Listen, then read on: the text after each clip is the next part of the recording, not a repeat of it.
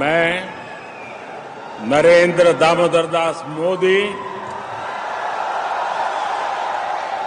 मैं अन्नपूर्णा देवी ईश्वर की शपथ लेती हूँ। मैं संजय सेठ ईश्वर की शपथ लेता हूँ कि मैं विधि द्वारा स्थापित भारत के संविधान के प्रति सच्ची श्रद्धा और निष्ठा रखूंगा। इनको सांसद बनाने में और इनको जो मंत्री बनाया गया उसे भारत का प्रधानमंत्री नरेंद्र मोदी जी का जाता है इनका श्रेय। हम उनको भी धन्यवाद करते हैं कि हम जैसे रांची जिला के कार्यकर्ताओं को उत्साह वृद्धि करने में, हमें गौरवशाली महसूस करने में उनका बहुत बड़ा भूमिका रहा।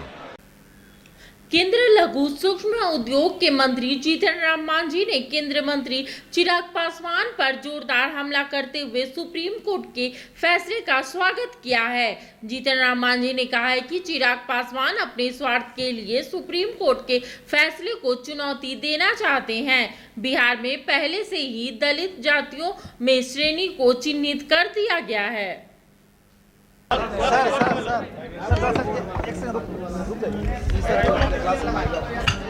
कर्नाटक से आपके लिए अपने कर्नाटक के भगवान को लाए हुए हैं। कर्नाटक में बहुत आगे बढ़ने वाला पार्टी की कोशिश करने आपके आशीर्वाद की जरूरत है। शुभकामना, बहुत धन्यवाद।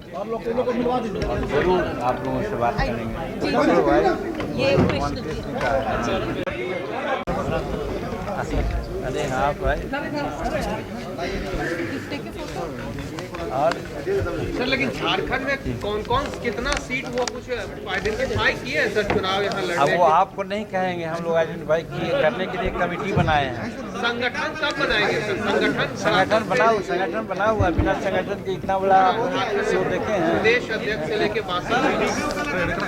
आप वो बात मत छोड़िए, इन लोगों से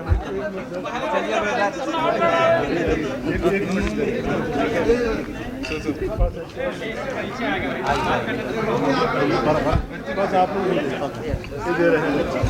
you, brother. Thank you.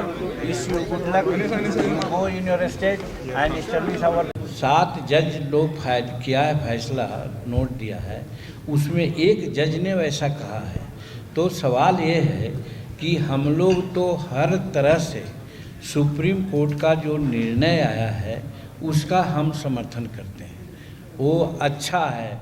और बिहार में खास करके आप देखे होंगे कि नीतीश कुमार जी ने इस प्रकार का 2011-12 में ही व्यवस्था कर दी थी कि शेड्यूल कास्ट में एक अति पिछड़ा और एक पिछड़ा, अति पिछड़ा और पिछड़ा ओबीसी में भी है और शेड्यूल कास्ट में दलित और महादलित करके था।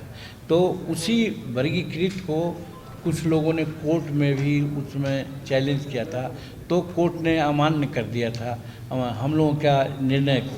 तो जिसके तरह से फिर जैसे कि तैसे था, उसी चीज़ को सुप्रीम कोर्ट ने फिर कर दिया। कहने का मतलब बिहार सरकार ने नीतीश कुमार के नेतृत्व में जो शेड्यूल कास्ट के लिए या जो कम पिछड़े वर्ग के लोग हैं उनके लिए आरक्षण की व्यवस्था की है, वो स्वागत योग्य है। रही बात एक पीढ़ी की बात है, तो वो जनरल फैसला नहीं है, वो एक जज की मान्यता है। तो उस पर क्या आगे फैसला वो लोग लेंगे तो उसके बाद हम लोग उस पर बात करेंगे। मतलब है कि कोई भी आदमी जब एग्रीव्ड होता है तो करेगा, अपना अपना विचार है। मेरा कहने का मतलब है कि बाबा भीमराव अंबेडकर ने भी जब आरक्षण की बात की थी तो उन्होंने कहा था हर 10 वर्ष पर इसकी समीक्षा होनी चाहिए। और समीक्षा पुनर्विचार की बात उन्होंने नहीं कही थी। बहुत लोग कह दीजिएगा, आप लोग भी कह दीजिएगा कि मांझी जी कह रहे थे कि अंबेडकर साहब ने पुनर्विचार की बात की थी। इसलिए हम खोल करके कहते हैं पुनर्विचार और समीक्षा में फ़र्क होता है। समीक्षा इसलिए कि 10 वर्ष में हमने क्या किया, क्या पाया, क्या खोया। लेकिन आज 77 वर्ष 76 वर्ष हो गए आज़ादी के, क्या एक बार समीक्षा हुई?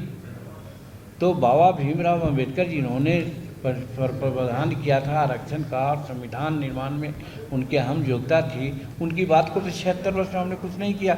उसी बात को सुप्रीम कोर्ट ने आज किया कि भाई जो लाभ लेकर के आगे बढ़ गए हैं, हम उनको न कहते कि उनको दबाइए, वो बढ़ते रहें, लेकिन जो पीछे पड़े हुए हैं, जैसे एक उदाहरण आपको बतलाते हैं। अभी हमने कहा है कि जनरल हिंदुस्तान के लोगों में साक्षरता का दर 80% है और शेड्यूल कास्ट की साक्षरता का दर 30 या 32% है।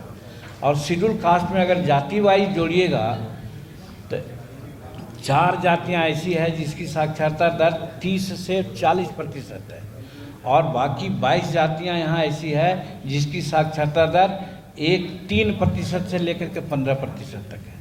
तो 15% वाले जिसकी साक्षरता दर है उसको 40% बढ़ाने के लिए कोई व्यवस्था करनी चाहिए ना।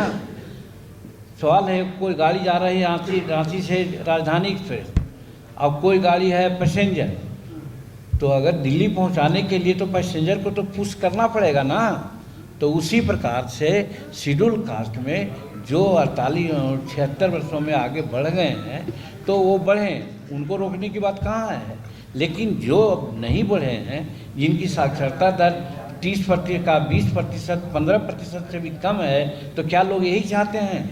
इसलिए यदि कोई सुप्रीम कोर्ट के मामला को चैलेंज करने की बात की है तो मैं कहता हूं कि वो अपने स्वार्थ में किया है, समाज के लिए नहीं किया है। समाज तो यही चाहिए जिसकी चर्चा आप लोग को सामने कहूं कि रामायण में बात आई है कि मुखिया मुखसो चाहिए, खान पान में एक, पालक पोषक सकल जल, तुलसी सहित विवेक।